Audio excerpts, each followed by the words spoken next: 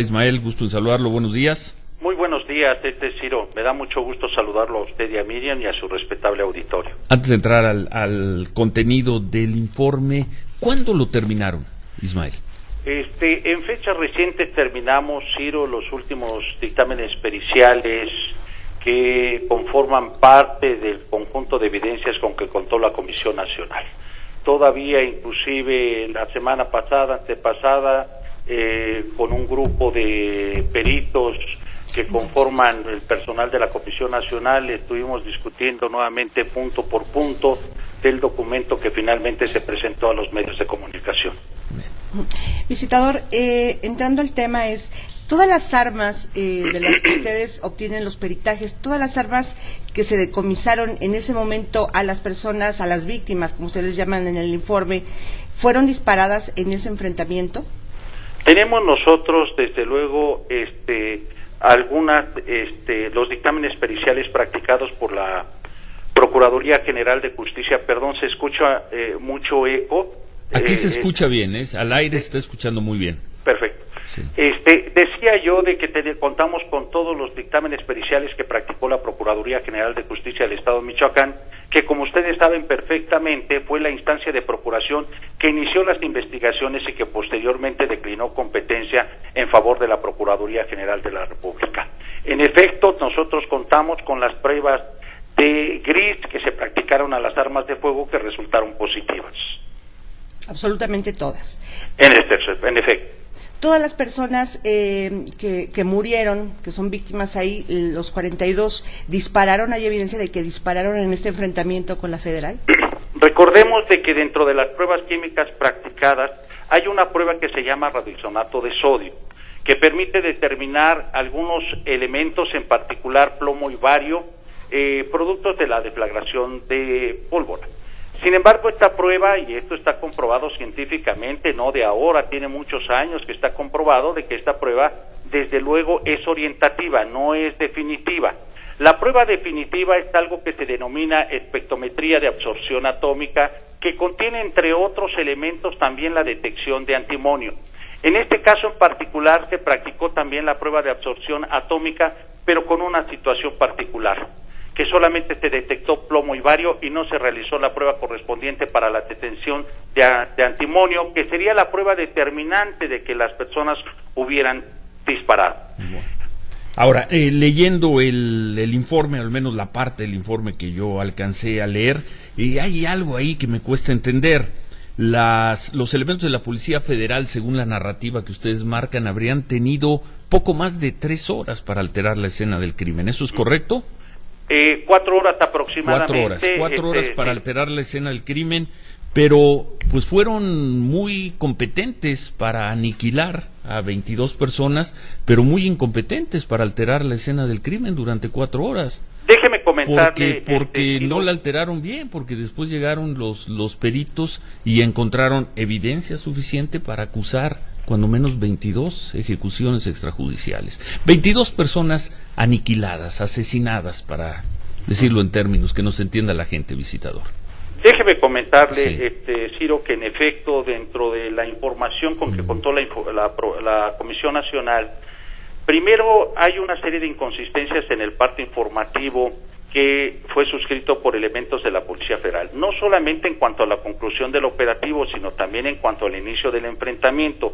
De acuerdo con los testimonios de personal de protección civil del municipio de Cuandureo, de vecinos de las comunidades aledañas e inclusive las propias actas de defunción de 3 víctimas, refieren que el enfrentamiento inicia entre las 6:20 y las 7:30 horas. Sí. Un dato muy importante: las actas de defunción de 3 víctimas señalan como hora del deceso las 6:30 horas, las 7 y las 7 horas. Sí. En cuanto a la conclusión del operativo, de acuerdo también con las evidencias con que se contó, concluyó aproximadamente entre las 9 y 9:45 horas. El ingreso del personal de la Procuraduría General de Justicia del Estado de Michoacán acontece a las 13:40 horas según la constancia ministerial correspondiente e inician formalmente la diligencia de levantamiento de cadáveres a las 14 horas. Por ello es de que la conclusión es que aproximadamente 4 horas tuvieron para poder realizar la manipulación de los hechos. Y no hechos. Lo hicieron bien. Lo que puedo yo decirles es que hubo manipulación de los hechos. Hubo manipulación de los hechos. Lugar de los hechos. Ahora, lo que está concluyendo la Comisión Nacional de los Derechos Humanos con este documento es que la Policía Federal actuó como un escuadrón de aniquilamiento. Visitador. Eso es lo que están concluyendo. Entendemos el cuidado de sus palabras, los términos legales, pero esa es la conclusión. Llegaron a ejecutar y después de ejecutar alteraron la escena del crimen y además el comisionado Enrique Galindo actuó como una especie de vocero del grupo criminal, mintiendo abiertamente a los medios de comunicación. Esas son las conclusiones, Ismael. Yo lo que le puedo señalar, Ciro, y creo que es muy importante señalarlo de manera muy expresa, es que la propia Comisión Nacional en el documento recomendatorio señala de que en efecto hubo un enfrentamiento entre civiles armados y Policía Federal, pero también señala de que hubo excesos que en el lenguaje técnico en materia de derechos humanos llegamos a la conclusión de que hubo ejecuciones extrajudiciales, ejecuciones 22 arbitrarias. Excesos solo los comete un pelotón de aniquilamiento. 22 excesos solo los comete un grupo que va a aniquilar, visitador.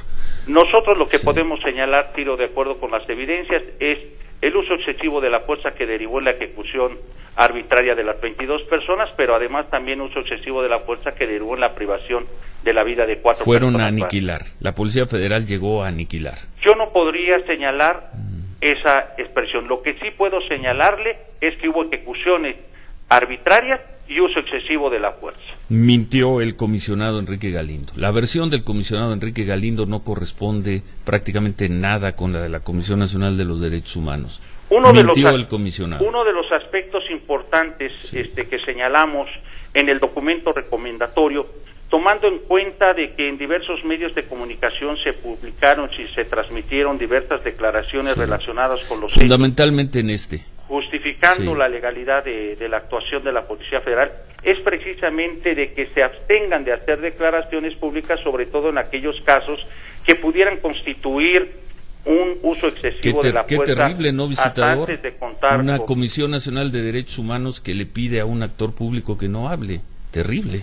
Aquí dice, toda vez que en diversos medios de comunicación se publicaron y transmitieron declaraciones relacionadas con los hechos por parte de funcionarios de la Comisión Nacional de Seguridad, yo aquí pondría entre paréntesis, especialmente en este programa por la mañana, dice, justificando la legalidad de la actuación de los elementos de la Policía Federal, lo leo textual. También se recomienda a esta instancia de gobierno que los servidores públicos se abstengan de hacer declaraciones públicas sobre la legalidad de la actuación de las fuerzas de seguridad. ¿Qué es eso, Ismael? ¿Una comisión de derechos humanos pidiéndole a un actor público que se calle la boca, que no hable? Con una situación específica, Ciro, que también es necesario señalarla. En casos que puedan constituir un uso indebido de la fuerza. Pero ¿y por qué en esos casos, si no en uno que pueda constituir suspensión de clases para millones de niños? O sea, ¿por qué están ustedes pidiendo como Comisión de Derechos Humanos, pidiendo el silencio? No reprimiendo una libertad. O recomendando que no se ejerza una libertad. No es así, Ciro, por la razón. Le vuelvo a leer el párrafo tal como lo tengo aquí. En la parte final de esta...